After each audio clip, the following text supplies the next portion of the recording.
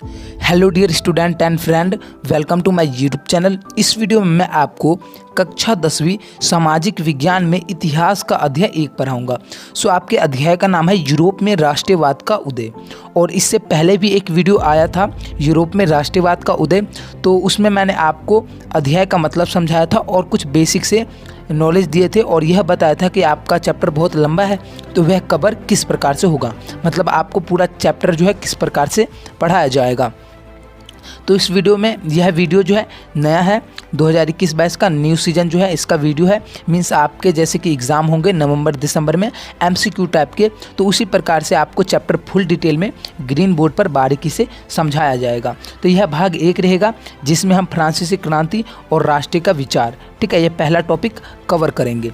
और इस वीडियो में नोट्स कैसे मिलेगा मैं इस वीडियो में आपको यह भी बता दूंगा कि आपको सिंपली नोट्स कहाँ और कैसे मिलेगा।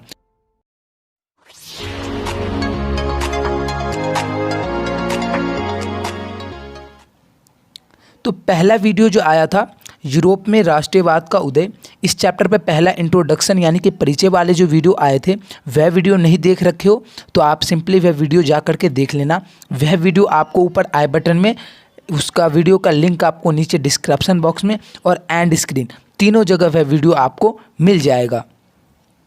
तो यहाँ पर सबसे पहला टॉपिक, ये 6 टॉपिक जो है ये पूरे 6 के 6 टॉपिक हमारे एग्ज़ाम में आ रहे हैं जो आपके एमसीक्यू क्वेश्चन होंगे। तो एमसीक्यू क्वेश्चन पर आने वाला वीडियो जो रहेगा एक वह एमसीक्यू क्वेश्चन पे होगा। जैसे मैं ये फ्रांसीसी क्रांति और राष्ट्र का विचार ये टॉपिक आपको कवर करवाऊँगा और ये टॉपिक पूरा कवर कराने के बाद भाग 1 आएगा एमसीक्यू पर, ठीक है, एमसीक्यू पर आएगा। और ये वीडियो मतलब ये पूरा टॉपिक आपको कवर कराने के बाद मैं वीडियो के एंड में भी आपसे एमसीक्यू क्वेश्चन पूछता रहूँगा।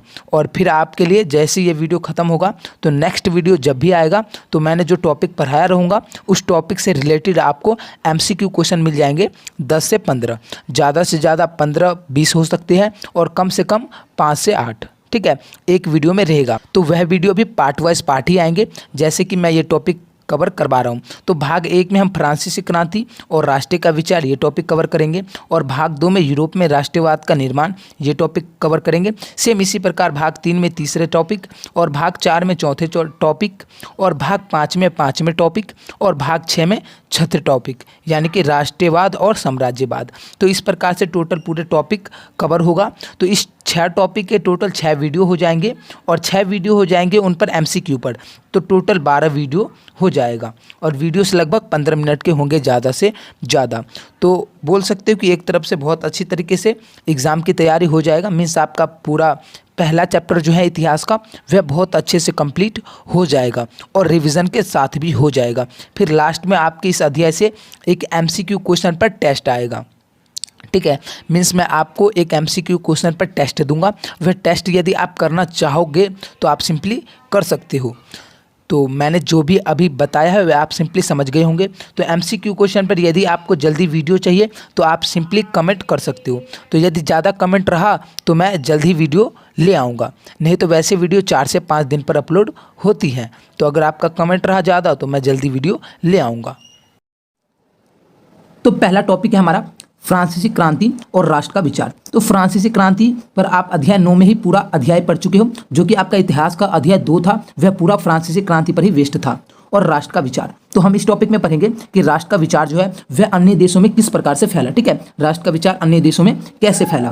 तो इसमें थोड़े से फ्रांसीसी क्रांति के बारे में अध्ययन करेंगे और राष्ट्र का विचार अन्य देशों में कैसे फैला वह पढ़ेंगे। तो यहाँ पर पहला बिंदु दिया गया है, राष्ट्रवाद की पहली सुस्पष्ट अभिव्यक्ति 1789 में फ्रांसीसी क्रांति के साथ हुई। राष्ट्रवाद की पहली सुस्पष्ट अभिव्यक्ति कब हुई? 1789 में। और किसके साथ हुई? तो फ्रांसीसी क्रांति के साथ हुई। राष्ट्रवाद की पहली सुस्पष्ट अभिव्यक्ति 1789 में हुई और फ्रांसीसी क्रांति के साथ हुई। दूसरा बिंदु है, फ्रांसीसी क्रांतिकारियों द्वारा फ्रांसीसी लोगों के बीच सामूहिक पहचान की भावना पैदा करने के लिए निम्नलिखित कदम उठाए गए। फ्रांसीसी क्रांतिकारियों ने अपने देश के जो लोग थे वहाँ पर, मीन्स फ्रांसीसी लोग यानी कि फ्रांस के लोग हैं तो फ्रांसीसी लोग, जैसे भारत के लोग हैं तो भारतीय लोग, तो उसी प्रकार फ्रांसीसी लोगों के बीच सामूहिक पहचान की भावना पैदा करने के लिए कुछ कदम उठाए गए थे। तो पहला है पितृभूमि और नागरिक के विचार। तो यह पितृभूमि और नागरिक का जो विचार है यह संयुक्त समुदाय के विचार पर बल दिया, ठीक है, संयुक्त समुदाय के विचार पर बल दिया और इसे एक संविधान के अंतर्गत समान अधिकार प्राप्त थे। दूसरा बिंदु है नया फ्रांसीसी झंडा तिरंगा। पहले जो था राजाओं का शासन रहता था, है ना, आपको पता होगा, ज्ञात होगा कि पहले राजाओं का शासन होता था तो वहाँ पर राजध्वज हुआ करते थे। तो राजध्वज यानी कि राजाओं का अपना एक नया झंडा हुआ करता था। तो फ्रांसीसी क्रांतिकारियों ने राजध्वज को हटा दिया और अपना एक नया झंडा, फ्रांसीसी झंडा जो कि 3 रंगों का था, तो नया फ्रांसीसी झंडा बनाया। तीसरा बिंदु है स्टेट जनरल का चुनाव सक्रिय नागरिकों के द्वारा किया गया और उसका नाम बदलकर नेशनल असेंबली रखा गया। स्टेट जनरल, अब स्टेट जनरल का चुनाव सक्रिय नागरिकों के द्वारा कराया जाने लगा। जैसा कि आप क्लास 9th में पढ़े थे, सक्रिय नागरिक कौन होते थे? जिनकी उम्र 25 वर्ष से अधिक होती थी और केवल वह पुरुष होते थे, महिला नहीं, जो पुरुष थे जिनकी उम्र 25 वर्ष से अधिक थी और जो 3 दिन के कमाई के बराबर कर चुकाते थे, उसे सक्रिय नागरिक का दर्जा दिया जाता था और उनका चुनाव जो था स्टेट जनरल का चुनाव वह उन्हीं सक्रिय नागरिकों के द्वारा किया जाता था और स्टेट जनरल जो था उनका नाम बदल करके नेशनल असेंबली रख दिया गया।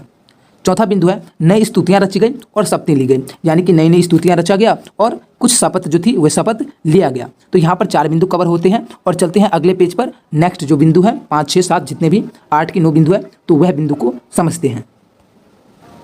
तो 5वां बिंदु है फ्रांसीसी क्रांतिकारियों द्वारा जो कुछ उठाए गए कदम थे उनके लोगों के बीच सामूहिक पहचान की भावना पैदा करने के लिए। तो उसमें हमने 4 जो थे वह पढ़ लिए पहले पेज पर, ठीक है। और यहाँ पर 5वां बिंदु दिया गया है केंद्रीय शासन व्यवस्था लागू की गई, ठीक है। केंद्रीय शासन व्यवस्था लागू की गई, तो केंद्रीय शासन व्यवस्था के तहत सभी को समान कानून बनाए गए, ठीक है। सभी के लिए समान कानून बनाए गए, फ्रांस में जितने भी लोग थे उनके लिए समान कानून बनाए गए होंगे। छठा है आंतरिक आयात निर्यात शुल्क समाप्त कर दिए गए। आंतरिक आयात निर्यात शुल्क जो था, जो राजा लगा रखे थे, आंतरिक निर्यात शुल्क यानी कि कर, तो उस कर को फ्रांसीसी क्रांतियों ने समाप्त कर डाला। 8वां बिंदु है भार और नापने की एक समान व्यवस्था लागू की गई। पहले क्या होता था कि अलग अलग जगह अलग अलग भार और नापने की अलग अलग व्यवस्था थी, तो क्रांतिकारियों ने उन सभी को एक समान बना दिया गया, मतलब सभी को समान कर दिया गया। 8वां है फ्रेंच को आम लोगों की भाषा बनाई गई। वहाँ पर फ्रांस में ज़्यादातर जो है वह फ्रेंच भाषा बोला जाता था, तो फ्रेंच भाषा को ही आम लोगों की भाषा बना दी गई, यानी कि फ्रेंच भाषा को ही राष्ट्रीय भाषा मान लिया गया। मीन्स फ्रांस का राष्ट्रीय भाषा फ्रेंच है। सो नेक्स्ट ये बिंदु जो है ये बहुत ही ज़्यादा इंपॉर्टेंट बिंदु होने वाला है और इससे पहले कुछ इंपॉर्टेंट जानकारी है, सो वह जानकारी दे देता हूँ। जितने भी इस टॉपिक में चित्र है आपको उन तीनों जितने भी चित्र हैं उन सभी चित्र को देखना है और उन चित्रों के बारे में आपको, ठीक है, अच्छे से पढ़ लेना है, क्योंकि आपका जो सैंपल पेपर था वह सैंपल पेपर में चित्र भी आया हुआ था। एक चित्र आया था और जर्मनी का एक महिला का चित्र था और उस चित्र के बारे में कुछ ऑप्शन दिए गए थे और उसमें से आपके सवाल पूछे गए थे। हालांकि आपका सैंपल पेपर इंग्लिश मीडियम में आया था, लेकिन मैंने हिंदी मीडियम में बना लिया हूँ और वह सैंपल पेपर आपको हमारे टेलीग्राम में मिल जाएगा। सो नेक्स्ट हमारा इंपॉर्टेंट बिंदु है क्रांतिकारियों ने यह घोषणा किया कि वह यूरोप के लोगों को निरंकुश शासकों से मुक्त कराएंगे। इस लाइन का अर्थ है कि फ्रांसीसी क्रांतिकारियों ने यह कहा कि फ्रांस यूरोप के जो लोग हैं उनको राष्ट्र में गठित होने में मदद करेगा, ठीक है, राष्ट्र में गठित होने में मदद करेगा। तो जैसी ये खबर जो है अन्य यूरोप में फैला, तो जैसी ये खबर यूरोप में फैला कि क्रांतिकारी जो है वह यूरोप को निरंकुश शासकों से मुक्त कराएगा या फिर मदद करेगा एक संगठित राज्य बने, मतलब राष्ट्र बनने में, एक गठित राष्ट्र बनने में मदद करेगा। तो यह खबर जैसे ही यूरोप में फैला, ठीक है, यूरोप में फैला तो यूरोप के लोगों ने, जैसे यूरोप के लोग, अब सभी लोगों ने, जैसे कि शिक्षक, अदालती कर्मचारी और वहाँ के जो भी पढ़े लिखे लोग थे, उन्होंने जैकोबिन क्लब की स्थापना करने लगे। तो जैसे उन्होंने जैकोबिन क्लब की स्थापना की तो फ्रांसीसी सेनाओं को, यानी कि फ्रेंच की जो सेना थी, फ्रांसीसी सेना, उन्हें मदद मिल गई, यानी अलग अलग शहरों में घुसने में उन्हें काफ़ी मदद मिली। तो अगला बिंदु है कि फ्रेंच सेनाओं ने, ठीक है, फ्रेंच सेनाओं ने यानी कि फ्रांस की सेनाओं ने 1790 के दशक में हॉलैंड, बेल्जियम, स्विट्जरलैंड और इटली के बड़े इलाकों में घुसे, ठीक है। फ्रेंच की सेना 1790 के दशक में कहाँ कहाँ घुसे? तो हॉलैंड में, बेल्जियम में, स्विट्जरलैंड में और इटली के बड़े बड़े शहरों में, ठीक है, इटली के बड़े इलाकों में घुसे। और क्रांतिकारी युद्ध के शुरू होने के साथ साथ फ्रांसीसी सेना राष्ट्र के विचार को विदेशों में ले जाने लगे। देखो राष्ट्र का विचार विदेश में कैसे फैला? 1790 के दशक में। और किसके द्वारा फैला? फ्रांसीसी सेनाओं के द्वारा फैला। तो कब से फैला? देखो हॉलैंड और बेल्जियम, स्विट्जरलैंड और इटली के बड़े इलाकों में फ्रांसीसी सेना जो थी, फ्रांस की सेना, वह घुसी और फ्रांस की सेना के साथ ही राष्ट्र का विचार अन्य देशों में फैलने लगा। फ्रांसीसी क्रांति और राष्ट्रीय का विचार, इस टॉपिक का नेपोलियन, ये जो है यह नेपोलियन बहुत ही इंपॉर्टेंट बिंदु है। तो नेपोलियन सबसे पहले फ्रांस में आया, बहुत सारे अच्छे अच्छे कार्य किए, अच्छे अच्छे कानून बनाए, जैसे कि उन्होंने किसानों को करों से मुक्त करा दिया, ठीक है, करों से मुक्त करा दिया और भी कई सारे कार्य किए। तो वहाँ के लोग जो थे उन्हें भगवान की तरह मानने लगे थे नेपोलियन को। लेकिन बाद में जाके वही नेपोलियन ने वहाँ के लोगों पर बहुत ही ज़्यादा कर लगा दिया और कर लगाने के बाद वहाँ के लोगों को मजबूर किया गया कि तुम सैनिक में भर्ती लो, ठीक है, मीन्स सैनिक में भर्ती लेने के लिए उन्हें बाध्य किया गया। तभी फ्रांसीसी क्रांतिकारियों ने 1815 में ठीक है। 1815 में वाटलूर में उसे हरा दिया। कहाँ? वाटलूर में। वाटलूर में नेपोलियन को फ्रांसीसी क्रांतिकारियों ने हरा करके और बंदी बना लिया। तो नेपोलियन ने 1804 में जब वे नेपोलियन आया था तो उन्होंने नागरिक संहिता, ठीक है, एक नागरिक संहिता बनाया।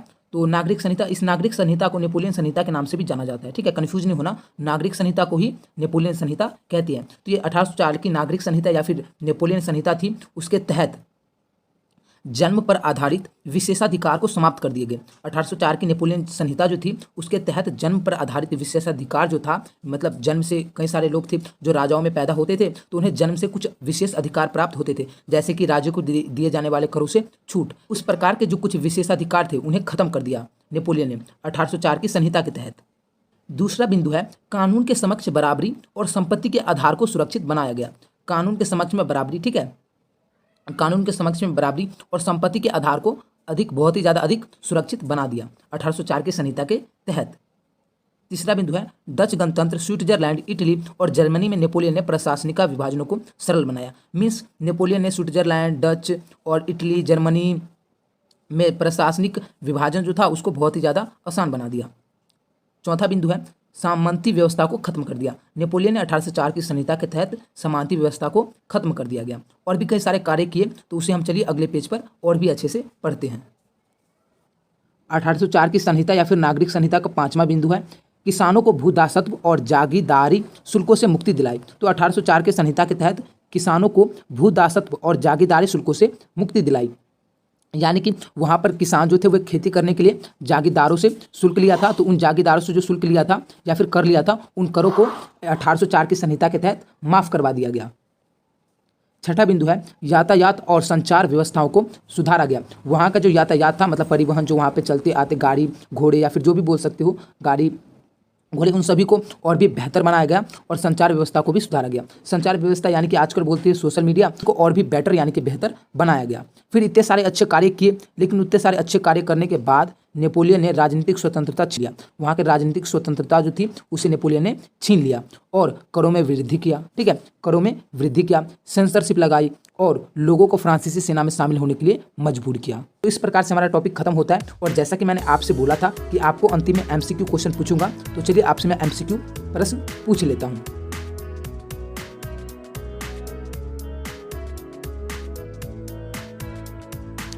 जैसा कि मैंने अध्याय के पहले ही आपसे बताया था कि ये टॉपिक यानी कि फ्रांसीसी क्रांति और राष्ट्रीय का विचार, ये पूरा टॉपिक खत्म होने के बाद आपसे एक MCQ सवाल पूछूंगा और MCQ सवाल पर इसी टॉपिक पर एक अन्य पार्ट भी लाऊंगा। तो आपके लिए जो सवाल है, यह सवाल है कि राष्ट्रीयवाद की पहली स्पष्ट अभिव्यक्ति कब हुई।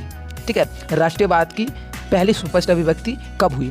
तो इसके लिए आपको 4 ऑप्शन दिए जा रहे हैं। तो उन चारों ऑप्शन में से जो ऑप्शन सही होगा उसको आपको नीचे कमेंट करना है। तो पहला ऑप्शन है क 1777 में, दूसरा है ख 1778 में, और ग है 1789 में, और घ है 1790 में।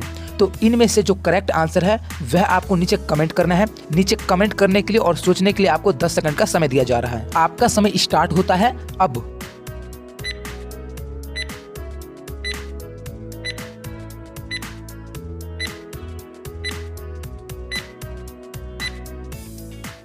सो आई होप आपने अपना आंसर कमेंट कर दिया होगा।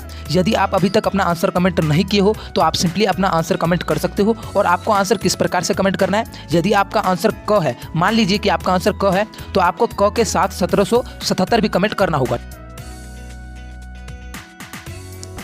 तो आई होप मैंने अभी तक जितना भी और जो भी आपको समझाया वह आप समझ गए होंगे। यदि आपको वीडियो पसंद में आया तो वीडियो को लाइक कीजिए, क्योंकि यदि आप लाइक करते हो तो हमें मोटिवेशन मिलता है कि आपके लिए हम वीडियो और भी जल्द से जल्द लाएं। क्योंकि 4 दिन पे 5 दिन पे वीडियोस आती हैं, लेकिन आप लाइक करते हो तो हमें अच्छा लगता है और हम कोशिश करते हैं कि आपके लिए वीडियो जल्द से जल्द लाएँ। और आने वाले वीडियो, ठीक है, यानी कि भाग MCQ पर भाग 1 आएगा, तो उस वीडियो की सूचना और अन्य जितने भी वीडियो है उन सभी वीडियो की सूचना पाने के लिए आप हमारे YouTube चैनल को सब्सक्राइब करके नोटिफिकेशन बेल को ऑल पे प्रेस कर सकते हो, ताकि जैसे ही वीडियो अपलोड होगा आपको सूचना मिल जाएगा सबसे पहले। सो वीडियो देखने के लिए धन्यवाद।